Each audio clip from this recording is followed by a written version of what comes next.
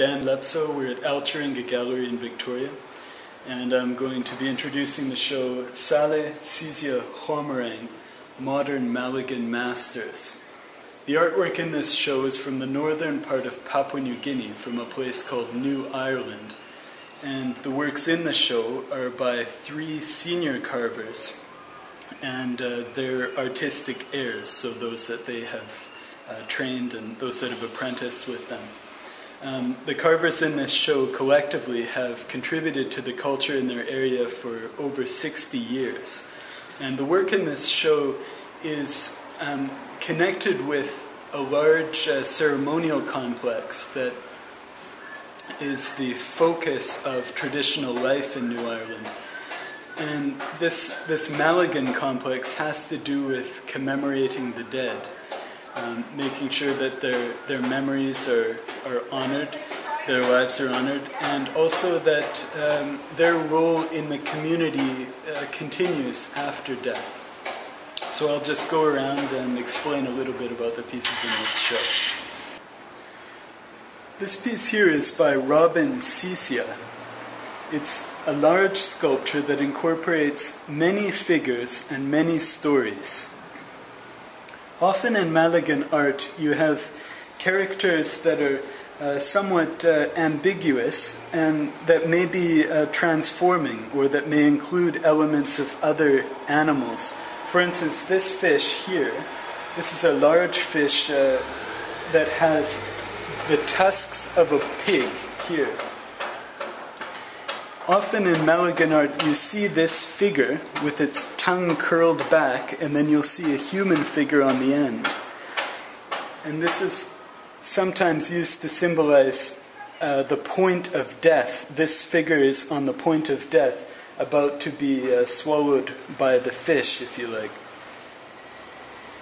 Further along in this piece, this figure is probably what is called a guess spirit. That's a bush spirit, a supernatural being that is responsible for giving the original stories behind many of these pieces to humans.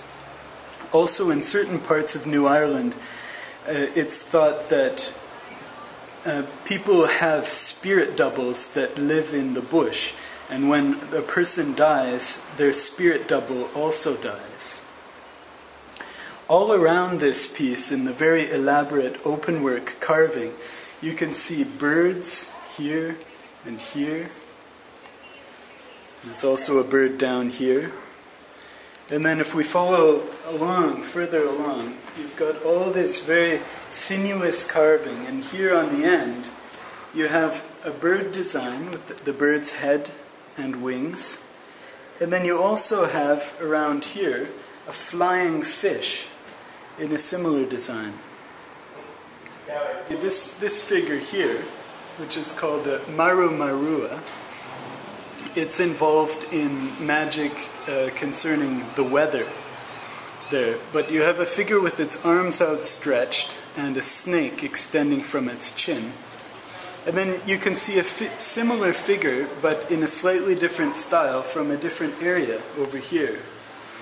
But in this case, the snake has been replaced by a flying fish, and the story behind this piece has changed accordingly. This story is about a dwarf that lives by the ocean and that fishes every day. And the other one has to do with a man from the bush who went hunting and was surprised by a snake. The important thing behind these pieces are the stories. They're not so much the objects themselves that are valuable. So these pieces represent stories that describe the history of the piece, from where it is today in the culture, all the way back, sometimes tracing its origin back through the different clans that have owned the story, to the supernatural realm, like in some cases that guest spirit that I spoke about a moment ago. In New Ireland, there is an elaborate system of copyright for these stories, and so what's really important is the knowledge of who owns the rights to the stories. And these stories are traded, they're also inherited, and they're very valuable. They describe the history of the clan as well, so that they're, unlike here where you have a book that might describe your history, there the history of the people is in the minds of thousands of people. So it's a living collective history that's fiercely argued over. The interpretations of these pieces are fiercely contested because they represent people's history and they represent connections to the land and relationships to each other. This mask is called a tatanua.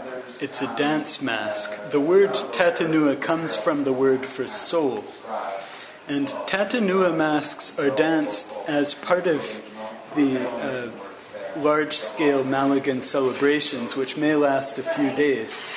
The men who dance in these masks have to undergo a series of careful preparations in order to be able to dance them properly. Because when they put on the mask, it's as though they are putting on an ancestor, or as though they are making the dead come alive through their dance. This figure is by Edward Salle, who's a senior carver from Tabar. The Tabar Islands are said by many to be the origin or the focal point of Malagan culture.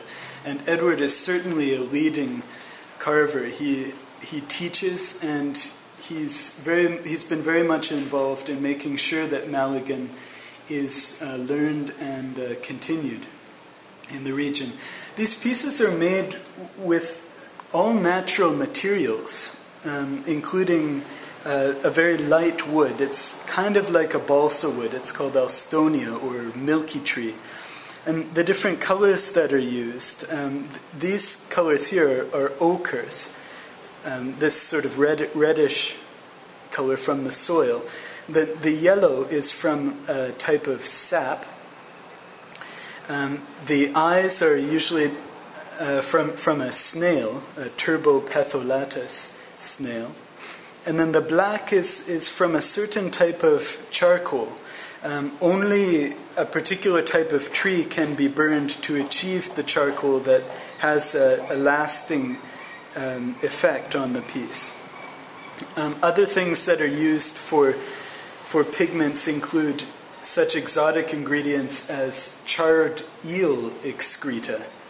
And it's through the aspects like this indicate that the culture has been around for a long time. If you think about how difficult it might be to come up with the idea of burning eel excreta as the perfect pigment, it must have taken a lot of experimentation.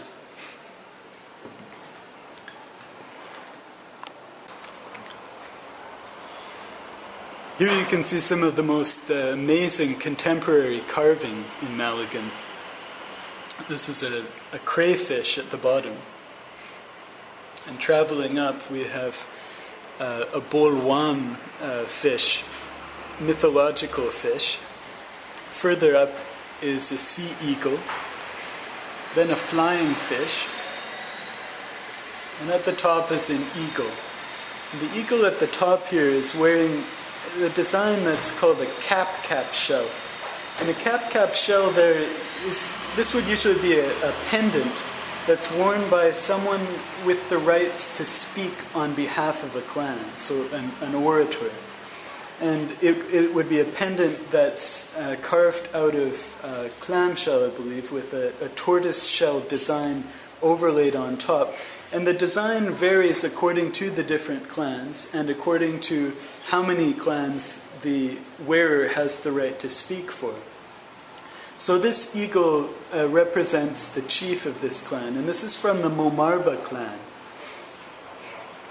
And they have this piece and another piece that's in the show. The clan had a very difficult decision. They had to decide whether to keep these pieces there, or whether the pieces should go to a museum to be appreciated by the outside world. This type of difficult decision is faced by many indigenous peoples around the world, and is part of what makes the contemporary art scene, the contemporary indigenous art scene, so interesting.